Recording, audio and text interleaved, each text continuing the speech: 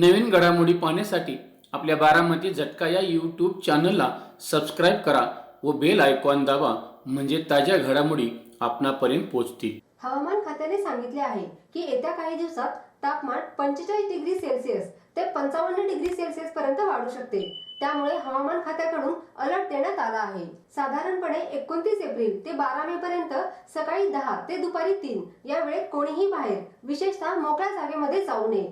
तर आता उन्हापासून संरक्षण करण्यासाठी आपण नक्की कोणती आणि कशी काळजी घ्यायला हवी ते पाहूयात। काही भागांमध्ये उष्ण वारे वाहण्याची शक्यता आहे, ज्यामुळे श्वास घेण्यास त्रास होऊ शकतो।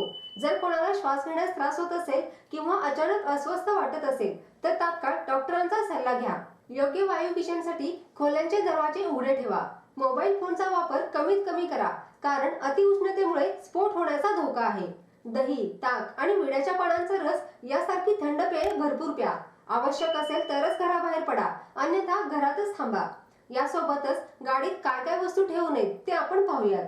त्यामध्ये गॅसची उपकरणे, लायटर्स, कार्बनयुक्त पेये, सुगंधी उपकरणे म्हणजेच परफ्यूम, डिओ अशा बॉटल, बॅटरी अशा वस्तू गाडीमध्ये ठेवू नका।